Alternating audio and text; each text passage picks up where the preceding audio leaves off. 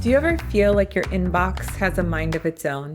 Like no matter how many emails get sent, there are always more piling up? Or that the calendar is so packed with meetings that there is barely any time to get real work done? If that sounds familiar, you're definitely not alone. Welcome to the Integrated Leader Podcast. I am Lauren Marie, and we are here to help financial professionals become the kind of leaders their clients and teams trust.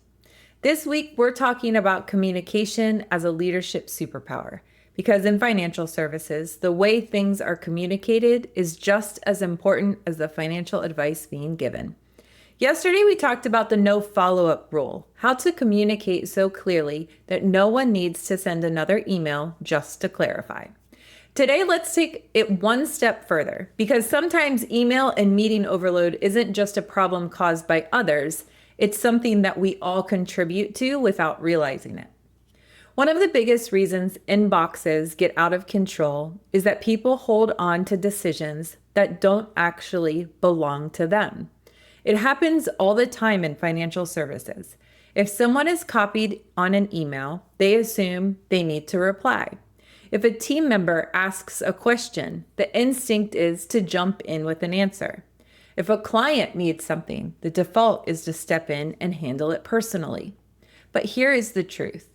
Just because an email lands in your inbox doesn't mean it belongs to you. This is where extreme clarity comes in. Every task, every request, or responsibility should have a clear owner. If that isn't defined, work bounces around, emails multiply, and meetings get scheduled just to figure out who's doing what. And if your firm uses a CRM like Redtail, Salesforce, or another system, this is where those tools can actually help reduce the chaos. A lot of teams make the mistake of treating email like a to-do list. But a CRM exists for a reason. If an action item comes in, instead of keeping it in the email thread, it should be logged into the CRM with a clear owner and deadline. That way, nothing gets lost and you don't need to rely on email reminders. So who should be responsible for adding tasks to the CRM? The person who receives the email or the person who needs to complete the task? The answer is simple. The person who receives the request should log it. If an email lands in your inbox and it's not something you personally need to do, your job is to assign it in the CRM and tag the right person. That way, tasks do not live in someone's inbox where they can be buried.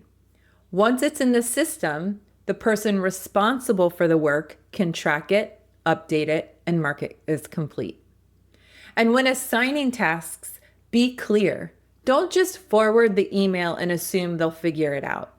Write something like, "Hey Sarah, can you send John his latest portfolio update? I've assigned this in Redtail with a due date for Wednesday." That way Sarah knows exactly what's needed and when it's due.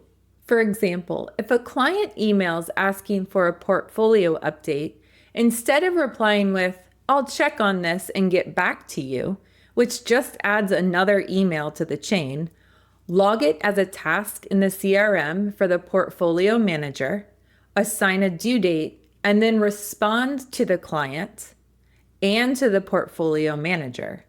"Hey John, Sarah is handling your portfolio update and will send it to you by Wednesday.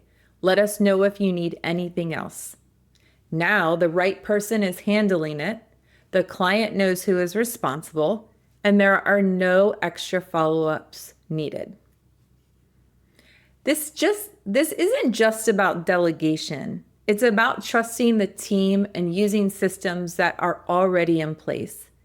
This process prevents the constant back and forth of "Did you see my email?" or "Who's handling this?" If a task is in the CRM, everyone can see the status and there's no need for endless follow-ups. So here's something to try today. Every time an email comes in, take a second and ask, "Am I the right person for this?" If not, assign it to the CRM with clear ownership. And if the answer is yes, Respond in a way that prevents unnecessary follow-ups. It's a small change, but over time, it can make a huge difference.